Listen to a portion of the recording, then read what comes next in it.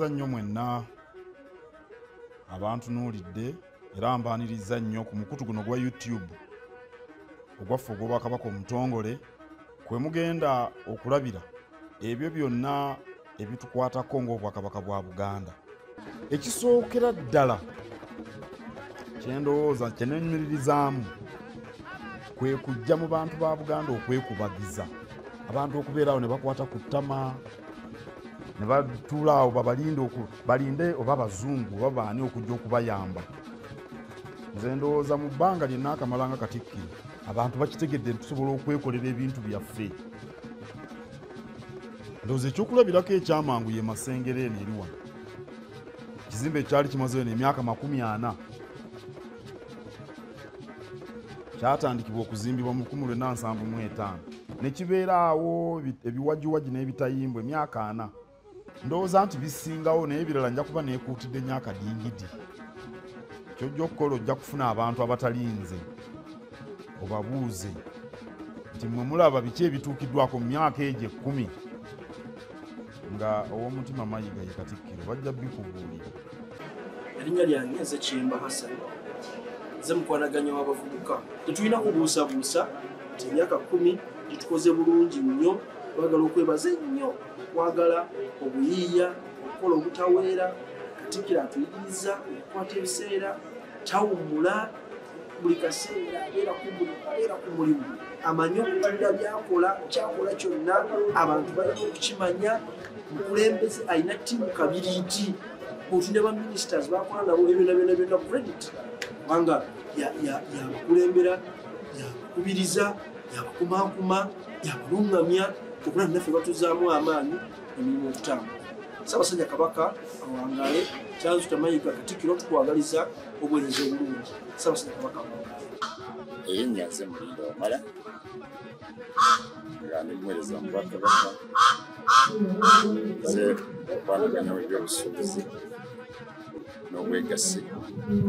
Kyensobola okwogera ku myaka 10 Obwakabaka buweereza bukyuse okuva ku ekyo abantu bamanyi okuva ebweru.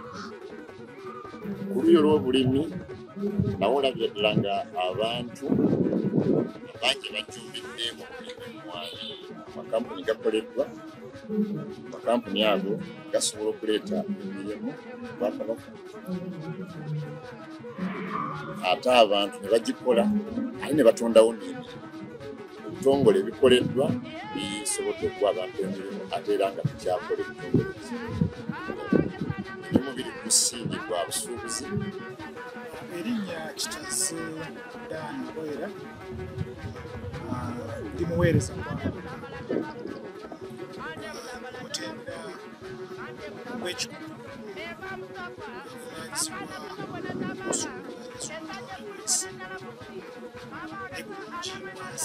emyaka gino 10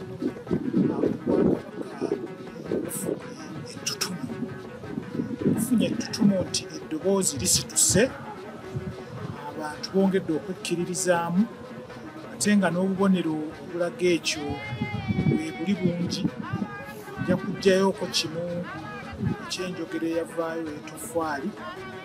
Abantu baakola ekintu mu ngeri ya tandika okuga mu ngeri ya kisazi, kyalaga omukwano, kyalaga okukkirizaamu, ate kyalaga abantu okuvunaanyizibwa bwe balina okulaba nti bazimba Obwakabaka bwabwe. David Ntege, nze muwandiisi w'olukiiko lwa Buganda olukulu. Emyaka 10 nze ngamba nti ntandikwa ey'olugendo olw'okuzza Buganda ku ntikko. Nze Ssejjengo Sulaiman, ssentebe w'olukiiko oluteekateeka omupiira gw'amasaza mu Bwakabaka bwa Buganda, kugamba nti babaddewo okugenda mu maaso mu myaka ya Katikkiro Kyazuta Mayiga obuweereza bwe Katikkiro ebintu ebiwerako. Kisookera ddala nkirabira mu kugatta abantu ba Ssaabasajja Kabaka ab'amawanga ag'enjawulo n'amadiini ag'enjawulo okweyagalira mu Bwakabaka n'obuweereza obw'enjawulo. Omukulembeze awa amagezi, awa okulungamya, awa omukisa okukola okuyiiya naye n'abalungamya n'abazaamu n'amaanyi nomukola ebintu ebyo bituyambye okugenda mu maaso ddala mupiira okwamasaza.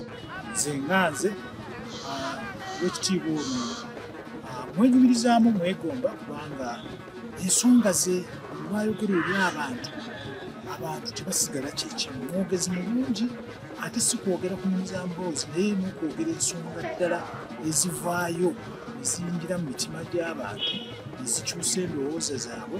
Kyendowooza nti kino kikulu nnyo. Enneeyisa gye yeeyisaamu mu bantu ng'omukulembeze teyeegulumiza w'omusangira kujjako nga alina ebimukwatidde ddala nekogamba tagenda kuyita ku muntu nga tamukulusizza. Emyaka gino 10 tugyenyumirizaamu olw'obukulembeze bwe obutusobozeseza okusooka ng'ebitongole by'obwakabaka okufuna ettutumu n'okubaako ebintu bingi bye tukoze mu buweereza waffe eri abantu ba Kabaka. Erinnya nze Nakayima Juliet, nzayaniriza abagenyi mu Bulange Mmengo. Era ebintu bye neenyumiriza mu Katikkiro emyaka 10 gyakutte Ddamula. Ye muntu atekkaanya, ye muntu afuba okubeera omuvujjirizi mu buli kimu, tugambe mu bintu nga ddiini. Ye mukama waffe naye yasookayo okugenda okukola ddiini, ate yakubiriza n'abalala okukola ddiini. Batuvudde ne ku ekyo mukama waffe oyo tayita buli muntu. Buli waayita abuuza buli muntu oba ali ku ddaala lya wansi ku ye oba ali ku ddaala lya waggulu, ye buli omu amubuuza. Egamba ye muntu omulungi okukolagana naye ate asitudde nnyo abavubuka omulembe gwakutte Ddamula nga mu bintu eby'okusimba emmwanyi n'okubiriza abavubuka okubeera abakozi. Nze Dr. Sekanja William ndi mukungu wa Ssaabasajja wano nga board member ow'essubiro Ddamula. Ssebo Katikkiro tukuyozaayoza okweza emyaka 10 okutte Ddamula. Tukwebaza olw'okutubangula buli lukya okusoomooza obeerako ne kwongera katuzaamu amaanyi. Mu Luganda olututereeza ebbunyenyeso akono kakyaka nnyo ng'abantu baffe balowooza Oluganda terusobola kwogerwa. Ebigambo ng'ensonga ssemasonga, ebigambo nga Buganda ku ntikko, tunuulidde ku mulembe gwa Oweekitiibwa Charles Mayiga. Eri Obuganda bwonna tukwebaza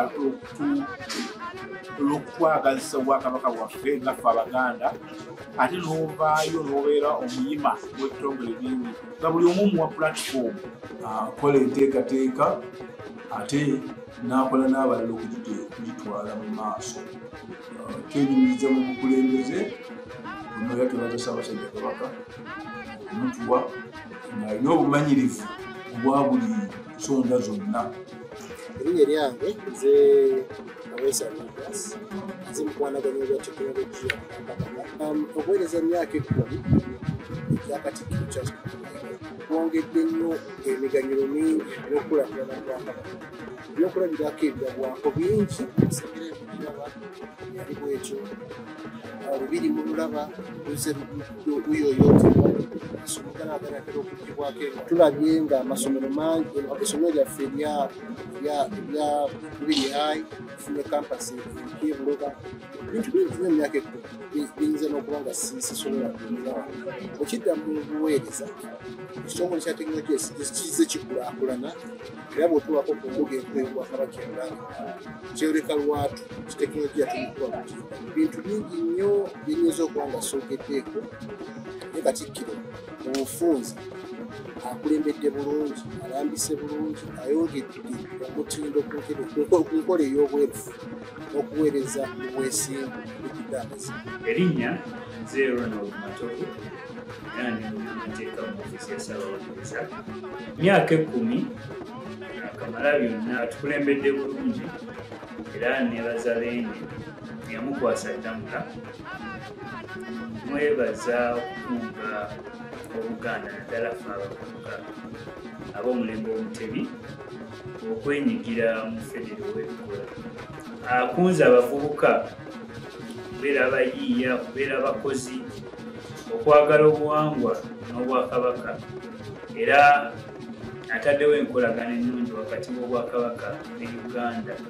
Amannya nze Gretina Bulime nakola mu ssundiro za Mbogo Sacco era Katikkiro atuyambye nnyo ffe ng'abasundiro za Mbogo Sacco okunga abavubuka bonna okujja okufugulawo akawunti. Twebaza okutukulembera obulungi era tukwagaliza ebirungi bingi nnyo era ng'okola omwegereze takusuuza kayanziko yogayoga Katikkiro yogayoga Ssaabasajja Kabaka awangaale. Nabuyonjo Hamira Chiba ndi muweereza obwakabaka bwa Buganda mu Uganda Statistics Unit.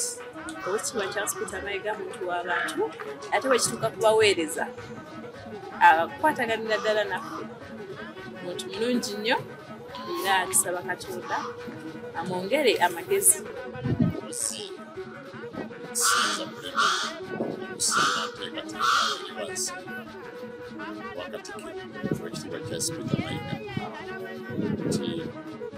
Otunuulira enteekateeka y'okubeereka obuweereza naddala kye tuyita Mayiga, olabira ddala nga enteekateeka ya mukulu.